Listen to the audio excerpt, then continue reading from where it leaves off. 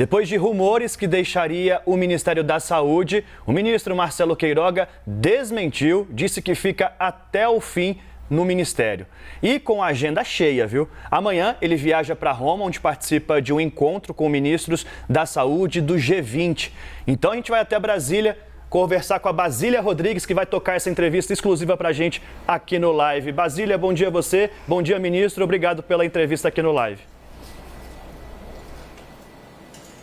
Oi, tudo bem? Muito bom dia, Daniel, Marcela, todo mundo que está aí no live. Ministro, obrigada por receber a gente aqui em seu gabinete, no Ministério da Saúde.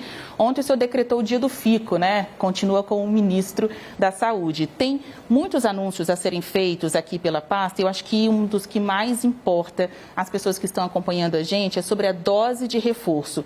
Quando as pessoas poderão já marcar aí no seu calendário o dia de tomar a dose de reforço contra o coronavírus? Alguns estados já vêm estipulando seus próprios calendários, parece que estão fazendo do jeito que querem. Ou isso vai ser regrado, disciplinado aqui pela pasta? Basília, primeiro, obrigado. É um prazer ter você aqui no nosso gabinete e falar com todos que assistem à CNN. Você falou no dia do fico, decretou. Quem decreta é o presidente da República e isso é uma especulação, uma fake news, né? Não existiu isso. E estamos trabalhando aqui, seguindo as determinações do presidente da República. E como eu falei ontem, até o dia que o presidente entender que eu sou útil ao seu governo e ao povo brasileiro, estarei ao lado dele, conduzindo a política pública de saúde do Brasil. E vem terceira dose ou dose de reforço por aí? Como que as pessoas vão poder se organizar? Então, primeiro, destacar que o Programa Nacional de Imunização do Brasil é um dos mais bem-sucedidos do mundo. Nós já distribuímos mais de 230 milhões de doses de vacina para a nossa população. Mais de 80% da população adulta, aqueles acima de 18 anos, já receberam a primeira dose e mais de 40% da população adulta já recebeu a segunda dose. E a nossa previsão é que até o dia 15 tenhamos entregado doses suficientes para imunizar com a primeira dose toda a população adulta brasileira. Então, com isso, e em função da variante Delta, que tem se tornado de transmissão comunitária em alguns estados, o grupo técnico, a CETAI, que apoia o nosso Programa Nacional de Imunização, sugeriu que fosse aplicada uma dose de reforço. Então, essa dose de reforço será aplicada naqueles acima de 70 anos e nos imunossuprimidos. Então, esses receberão a terceira dose. E essa terceira dose será da vacina Pfizer. Por que a vacina Pfizer? Porque nós temos um quantitativo suficiente dessa dose para garantir as entregas. Segundo, porque é uma vacina diferente da que foi aplicada no início do Programa Nacional de Imunização. Então, o que tem sido apontado pelos pesquisadores é que essa dose de reforço deva ser feita com a vacina diferente, né? Então, segundo os nossos cálculos, nós temos doses suficientes para assegurar a distribuição para todo o país, porque nós fazemos uma política pública nacional a partir do dia 15. E nós já anunciamos, no final de agosto, essa medida. E as outras marcas não vão ser usadas para dose de reforço? Então, nesse momento, a vacina Pfizer. As outras marcas, nós encomendamos um estudo.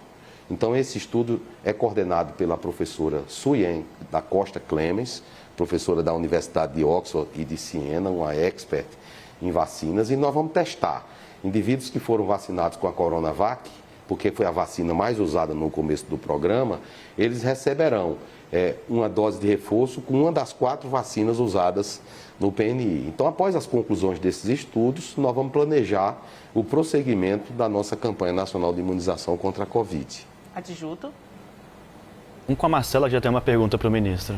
Ministro, eu queria continuar nesse assunto, que é um assunto que trouxe muito debate, principalmente entre o governo estadual aqui de São Paulo e o Ministério da Saúde, em relação à utilização da Coronavac para a terceira dose, para essa dose de reforço, né? O que causa também uma certa insegurança da população para saber qual vacina ou não utilizar, porque o governo de São Paulo, inclusive o diretor do Instituto Butantan, Dimas Covas, ele reafirma que já há comprovação de que há uma eficácia garantida garantida para essa população, como idosos e imunossuprimidos, de que a Coronavac funciona na terceira dose. Inclusive, eles vão aplicar a terceira dose da Coronavac aqui em São Paulo.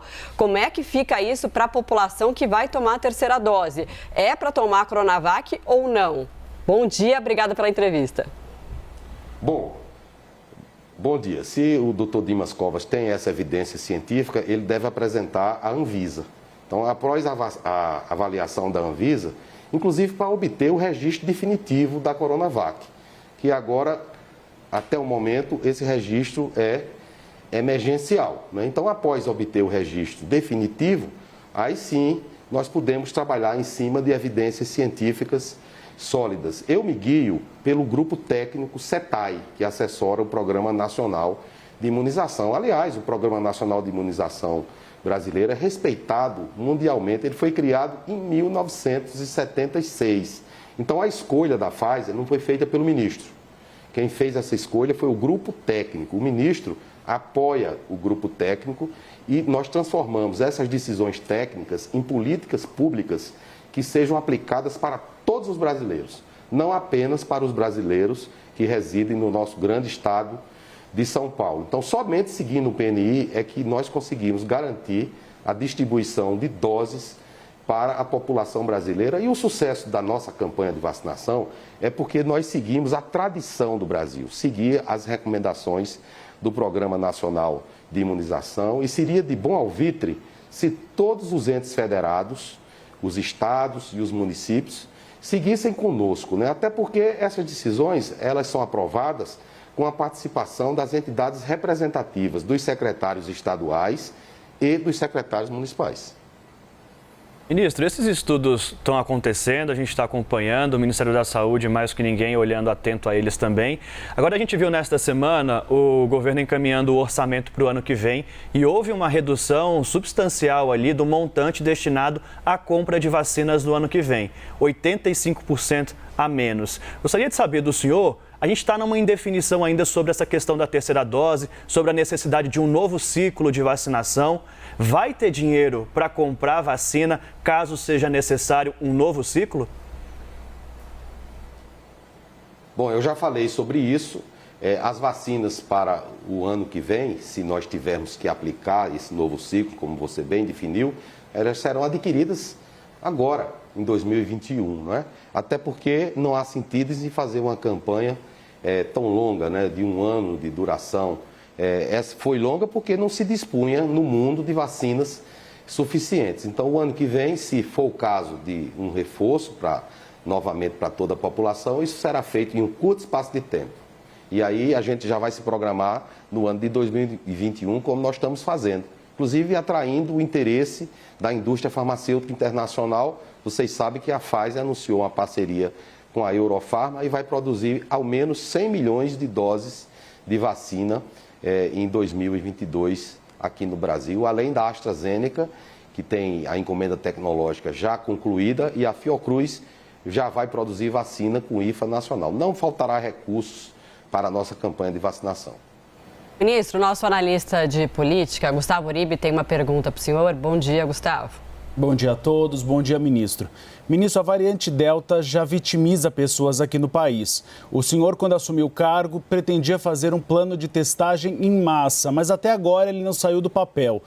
Quando este plano deve sair do papel, já que ele é tão importante justamente para monitorar o avanço dessa nova variante? Bom, o plano ele já foi aprovado a nível de CONAS e CONASEMES. Nós já adquirimos os testes rápidos de antígeno, 60 milhões de testes à Fundação Oswaldo Cruz, que é o próprio Ministério da Saúde, e nós já começamos com pilotos e agora, a partir do dia 15 de setembro, vamos fazer uma grande ação em capitais aqui do Brasil. A testagem no Brasil ela já acontece, inclusive com testes rápidos de antígeno, esforços de estados e municípios, porque aí é um esforço tripartite. Não é só o Ministério da Saúde. O SUS ele é forte porque ele tem uma organização tripartite. E quando nós trabalhamos de maneira integrada, trabalhamos melhor. A vigilância genômica que o Brasil tem é de boa qualidade e é por isso que nós conseguimos identificar essas variantes do vírus Basília. E estamos muito atentos, não só para a variante Delta, como para outras variantes. Ministro, seguindo então aí a sua previsão, o Ministério da Saúde já vai ter distribuído doses suficientes para a primeira aplicação da vacina até setembro. Então, toda a população já poderá, de acordo com essa previsão, tomar a primeira dose da vacina contra o coronavírus já agora, em setembro. Em outubro, seria o mês limite para a segunda dose, de acordo com as previsões de vocês, né? Dá para falar que até o fim do ano, o governo federal consegue vacinar todo mundo com a dose de reforço também? Todo mundo não, nós queremos vacinar os brasileiros, viu, Brasília? Com certeza, o governo federal só pode ser aqui. Então, o governo federal tem o compromisso de imunizar toda a população brasileira adulta até o final de outubro. Nós vamos avançar em outros subgrupos, como os adolescentes com comorbidades, os adolescentes sem comorbidades. É necessário que haja a aprovação dos imunizantes para aplicação nesse grupo específico.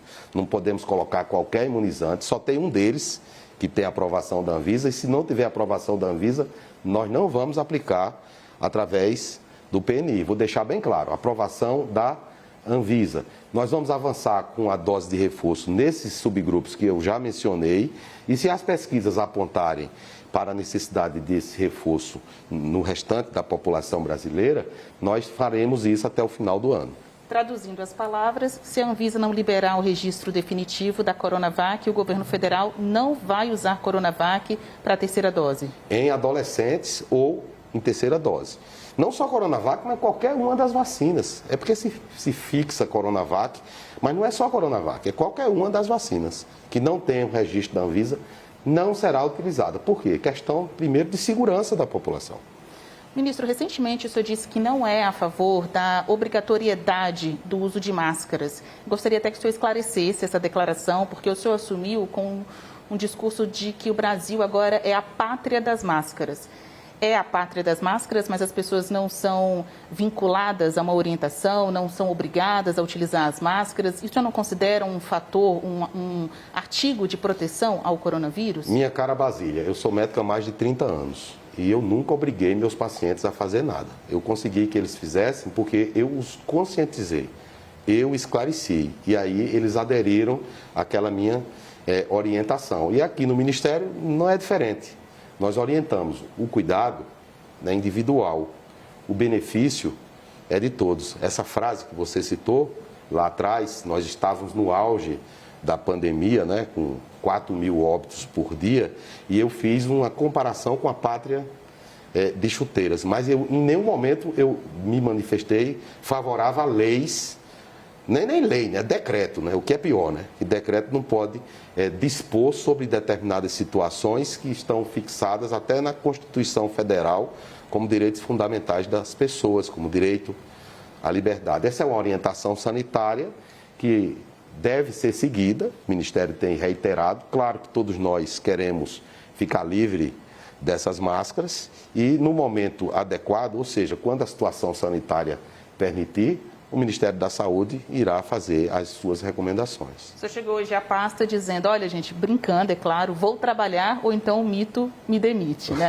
É porque nós temos um ambiente muito amistoso no governo federal, o presidente da República é uma pessoa informal, né? E nós trabalhamos de forma integrada. Aqui, quando cheguei, há pouco mais de 5 meses, fui acolhido com muito afeto e com muita fraternidade pelos outros ministros, o ministro Paulo Guedes, a quem a gente sempre pede recurso, o ministro Ramos, o ministro Tarcísio, o ministro França, aqui das Relações Exteriores. Enfim, eu tenho muita honra de viver esse momento da minha vida servindo ao meu país e ao governo do presidente Jair Messias Bolsonaro. E já que está na cadeira, tem mais perguntas do estúdio.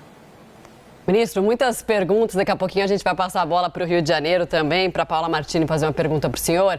Agora, em relação, vocês estavam falando sobre o uso de máscara, tem algumas cidades, isso é prerrogativa também dos municípios, né, de adotar o passaporte da vacina, mas o governo federal também poderia adotar medida semelhante, o que já está sendo feito, inclusive, em outros países. O que o senhor acha desse tipo de medida para conter o avanço da doença, entre outras, claro? Eu acho que para conter o avanço da doença é vacina, não é passaporte da vacina. Nós temos que conscientizar as pessoas acerca da importância da vacinação. No Brasil, essa tarefa é mais fácil, porque a população brasileira quer tomar vacina, ao contrário de outros países, como os Estados Unidos, onde boa parte da população não quis se vacinar e, por conta disso, o governo, em vez de lei para obrigar as pessoas a fazer determinada ação, ele dá incentivo, até incentivo financeiro, né?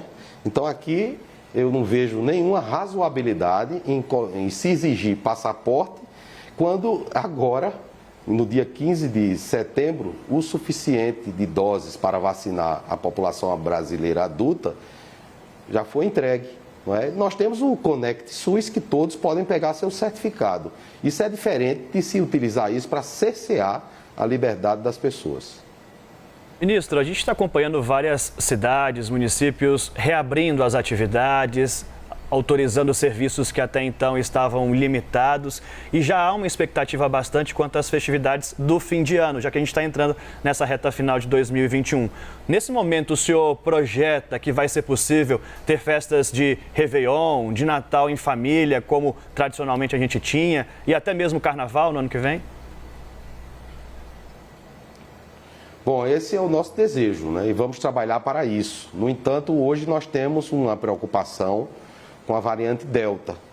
Assistimos em países como Estados Unidos, como o próprio Reino Unido, uma propagação comunitária em Israel, e com isso aumentou o número de casos, aumentou a pressão sobre o sistema hospitalar. Então nós temos atenção em relação à variante Delta.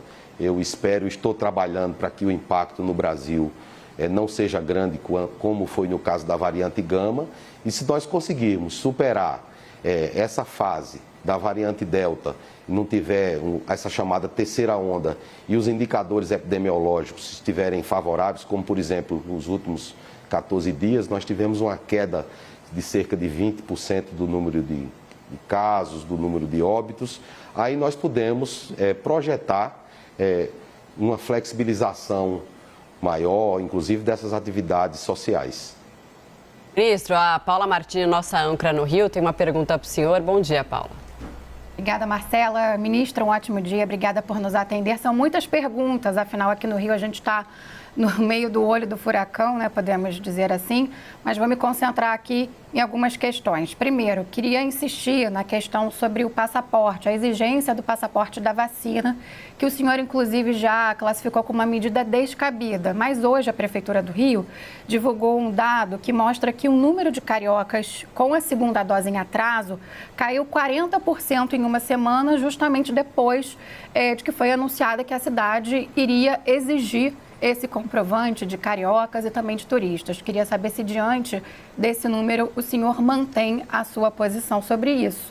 E é claro que queremos que se concretize essa previsão de que até o fim do ano todos os brasileiros estejam vacinados, mas no dia a dia a gente vai enfrentando uma série de empecilhos. Por exemplo, hoje aqui na abertura do live, a gente trouxe a informação de que a Fiocruz vai ter que suspender a entrega de vacinas da AstraZeneca por 2 semanas, porque houve um atraso ali no repasse de insumos. E aqui no Rio também foi necessário suspender pelo 3º dia a vacinação de adolescentes, porque não chegou vacina da Pfizer. Qual é, então, a perspectiva para uma normalização de vacinação, não só no Rio, em todo o Brasil? E se esse atraso da Fiocruz pode prejudicar a aplicação da AstraZeneca, até porque a AstraZeneca é uma das vacinas mais aplicadas aqui no país, junto com a Coronavac. Bom, primeiro, será que esse aumento na segunda dose se deve a essa exigência, essa imposição, ou ao convencimento das pessoas que o Ministério da Saúde tem feito através das suas campanhas de esclarecimento e o que eu tenho dito de maneira reiterada?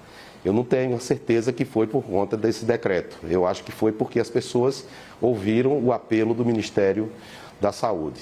Segundo, o Ministério da Saúde tem entregue as doses através do Programa Nacional de Imunização e todos os estados e municípios recebem de maneira equânime. Então, se algum município abraça uma política diferente de entrega de doses, por exemplo, aplicando D2 como D1, o Ministério da Saúde não pode ser responsabilizado por, em algum momento, não ter doses suficientes. A sua pergunta é boa, boa para que eu possa, mais uma vez, reafirmar a necessidade de seguir as orientações do Programa Nacional de Imunização. Em relação à vacina produzida na Fiocruz, eventualmente pode haver alguma dificuldade com o insumo que prejudique as entregas. Mas como nós temos, agora no mês de agosto, nós entregamos mais de 60 milhões de doses de vacina. No mês de setembro, nós vamos entregar novamente 60 milhões de doses de vacinas, no mínimo. E a população brasileira já confia no nosso Programa Nacional de Imunização. Então, não só os brasileiros cariocas, como os brasileiros de toda a grande nação, podem ficar tranquilos que o Ministério da Saúde vai entregar as doses como tem entregue desde o início da nossa campanha. Gustavo Uribe. Isso, o senhor falou agora na entrevista sobre essa previsão de uma vacina 100% nacional, com insumos nacionais e uma vacina da AstraZeneca nacional. Havia uma previsão que essa transferência de tecnologia fosse feita totalmente em outubro, para que nós produzamos, então, esta vacina. Esta expectativa se mantém? A partir de outubro teremos uma vacina da AstraZeneca 100% nacional, até mesmo para usar em doses de reforço? Então, a Fiocruz já produz o IFA nacional. Agora, é necessário fazer testes biológicos nesse IFA para verificar a replicação viral, né? Então, esses testes estão sendo realizados e após toda essa liberação regulatória, aí a Fiocruz pode assumir com autonomia a produção de vacinas com IFA nacional e, sem dúvida, isso nos ajuda. Eu quero destacar para a importância da Fiocruz, uma instituição brasileira, do Ministério da Saúde, que tem sido protagonista na campanha de vacinação, não só na campanha de vacinação, como também na produção dos testes, tanto de RT-PCR quanto o teste rápido de antígeno. Ministro, o senhor chegou a falar sobre uma possível terceira onda. O senhor acredita que de fato vai acontecer isso? O Ministério se prepara para esse momento com o avanço da variante Delta? Bom, não tem se mostrado, do ponto de vista epidemiológico, essa terceira onda. Mas aqui, como ministro e com a nossa equipe técnica, nós trabalhamos para qualquer cenário, né? Inclusive com precauções em relação ao chamado kit de intubação orotraqueal. Ontem mesmo, nós liberamos, Basília, uma portaria com R$1 bilhão para assistência a portadores da Covid-19 nas enfermarias. Mais de 15 mil leitos de UTI foram autorizados no ano de 2021. Quando eu digo autorizados, é porque eles também foram equipados com monitores, com respiradores artificiais. Então, nós estamos atentos e preparados para qualquer cenário. Ministro, já estão me pedindo aqui para encerrar a entrevista, né, por causa dos seus outros compromissos. A gente tem mais alguns questionamentos ali do estúdio. Depois eu gostaria que o senhor falasse um pouco sobre essa medida provisória que traz novas regras para a incorporação de medicamentos, tecnologias pelos planos de saúde, né? Esta é uma novidade que saiu hoje. Mas bora lá, a gente vai falar agora com o Daniel. Ministro, só para a gente realmente fechar aí com a pergunta da Basília também, gostaria de uma avaliação do senhor se nesse tempo à frente do Ministério da Saúde, ontem e agora, o senhor desmentiu a possibilidade de ter pedido demissão da pasta ao presidente Jair Bolsonaro, disse que continua, ontem inclusive finalizou com o bordão ali do presidente. Pergunto ao senhor, na sua avaliação, o senhor conseguiu melhorar a imagem do Ministério da Saúde na condução da pandemia? Quem tem que avaliar isso são vocês e o povo brasileiro. Eu tenho que fazer o meu trabalho aqui, não é? E estou muito entusiasmado com a perspectiva de trabalhar ao lado do presidente Bolsonaro, que é um grande líder, sempre me dá muito apoio, teve uma confiança em mim. Eu tenho um desafio, mas também tenho uma oportunidade de trabalhar pelo povo do Brasil e isso é que eu procuro fazer aqui. Bom, e o que mais tem aqui é abacaxi, né? Pepino mesmo para descascar e tantos outros assuntos, porque é uma pasta de alto poder, né, popular, de apelo junto à população. E, recentemente, vocês soltaram uma medida provisória que traz novas regras para a saúde suplementar, que nada mais é do que os planos de saúde. É a incorporação de medicamentos, tecnologias, mas chamou muita atenção pelo fato de que, recentemente, também o presidente Jair Bolsonaro vetou aquele projeto de lei que passou no Congresso Nacional, permitindo que os planos de saúde concedam medicamentos orais para quem é vítima de um câncer. O que aconteceu? Vocês tentaram corrigir esse veto lá atrás? Não, Basília, não é uma correção do veto. Porque qual é o problema? O problema é a morosidade na incorporação de tecnologias nos planos de saúde. O senador Regufe, de maneira meritória, ao perceber esse problema, propôs uma lei para introduzir quimioterápicos em 48 horas na saúde suplementar. Então, embora o senador tenha tido uma boa intenção, é apenas um sintomático, porque na saúde não só há o câncer, há uma variada gama de doenças e nós, com a medida provisória, nós queremos corrigir o problema. O problema é a morosidade, então estabelecendo por lei um processo de incorporação de tecnologias no âmbito da saúde suplementar de maneira transparente, com um prazo estabelecido, aí nós teremos uma maior agilidade na incorporação da tecnologia e, por outro lado, nós teremos mais segurança para os beneficiários, porque a Anvisa, ela só avalia 2 aspectos, a segurança e a eficácia. Ela não avalia a efetividade, ela não analisa aquela tecnologia que foi aprovada em relação àquelas que já fazem parte do sistema de saúde e ela também não analisa custo e efetividade, o impacto que tem sobre o sistema de saúde.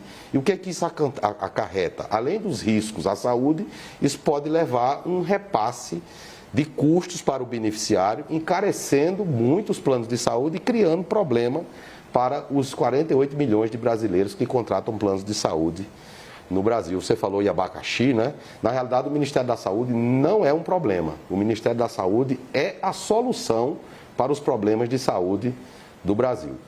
Ministro, o senhor figura ali na lista de investigados da CPI da pandemia. Daí a minha alusão a um abacaxi, a um pepino, porque o senhor terá que, mais uma vez, responder à comissão, seja pessoalmente lá ou enviando alguma das suas manifestações à investigação.